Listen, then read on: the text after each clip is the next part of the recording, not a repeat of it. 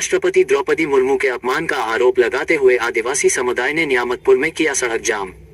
आसनसोल के कुल्टी विधानसभा क्षेत्र के नियामतपुर इलाके में आदिवासी समुदाय के लोगों ने देश की राष्ट्रपति द्रौपदी मुर्मू के कथित अपमान के विरोध में सड़क पर उतरकर जोरदार प्रदर्शन किया।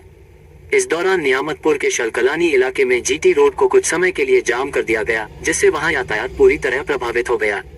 जानकारी के अनुसार कुछ दिन पहले कोलकाता में आयोजित एक कार्यक्रम के दौरान यह मुद्दा सामने आया कि राज्य की मुख्यमंत्री ममता बनर्जी कार्यक्रम में मौजूद नहीं थीं। आदिवासी समुदाय के कुछ लोगों का आरोप है कि मुख्यमंत्री की गैरमौजूदगी के कारण देश की राष्ट्रपति का अपमान हुआ है। इसी आरोप को लेकर इलाके के आदिवासी समुदाय के लोग काफी नाराज दिखे और उन्होंने इसके विरोध में सड़क पर उतरकर प्रदर्शन करने का फैसला किया। विरोध प्रदर्शन के तहत बड़ी संख्या में आदिवासी समुदाय के लोग शालकलानी इलाके में एकत्रित हुए और जीटी रोड को जाम कर दिया। प्रदर्शनकारियों ने नारेबाजी करते हुए राष्ट्रपति के सम्मान की रक्षा करने की बात कही और इस घटना पर नाराजगी जताई। करीब 10 मिनट तक सड़क जाम रहने के कारण वाहनों की लंबी कतार लग गई और राहगीरों को भी काफी परेशानी का सामना करना पड़ा। घटना की सूचना मिलते ही कुल्टी थाना के अंतर्गत आने वाली नियामतपुर फाड़ी पुलिस की पुलिस मौके पर पहुंची। पुलिस अधिकारियों ने प्रदर्शनकारियों से बातचीत की और उन्हें शांत कराया। पुलिस के आश्वासन के बाद प्रदर्शनकारियों ने सड़क जाम खत्म कर दिया, जिसके बाद यातायात फिर से सामान्य हो गया। इस विरोध कार्यक्रम से पहले आदिवासी समुदाय के लोगों ने शालकलानी में स्थित सिद्धू मुर्मू और कान्हू मुर्मू की प्रतिमा पर माल्यार्पण कर उन्हें श्रद्धांजलि अर्पित की। इसके बाद ही प्रदर्शन की शुरुआत की गई। स्थानीय लोगों के अनुसार ये प्रदर्शन राष्ट्रपति के सम्मान को लेकर आदिवासी समुदाय की भावनाओं को व्यक्त करने के लिए किया गया था।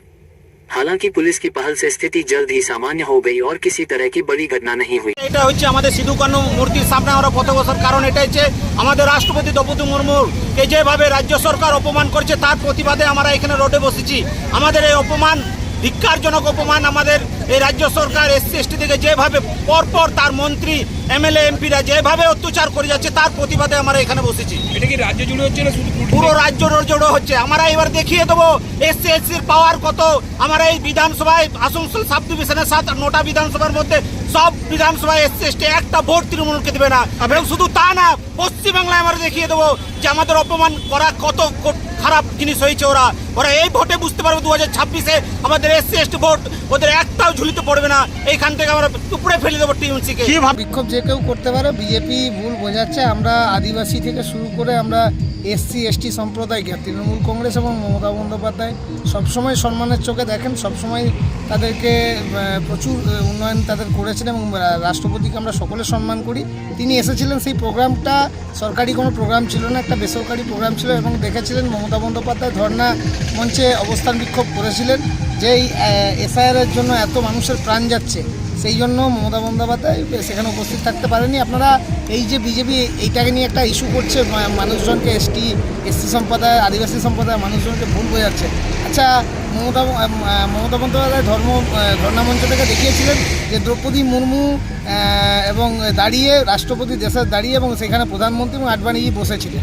এবং রাম মন্দির যখন ওপেনিং হয় সেখানে সকল সম্প্রদায়ের লোক ডাক পায়, কিন্তু রাষ্ট্রপতি ডাক পায় না। যখন আপনার সংসদ ভবন নতুন ওপেনিং হয় শুধুমাত্র দেশের রাষ্ট্রপতি ডাক পায় না, কারণ কিনা তিনি আদিবাসী সম্প্রদায়ের থেকে আসেন বলে। তো এই বিজেপি সবসময় আদিবাসী সম্প্রদায়কে এবং সমস্ত সম্প্রদায়কে ভুল বুঝিয়ে এইসব ধর্মের রাজনীতি করে, এটা আমাদের কাজ নয়। তাই বিক্ষোভ যে কেউ করতে পারে, তাদের ভারতবর্ষের প্রত্যেকটি মানুষের রাইট আছে বিক্ষোভ করা।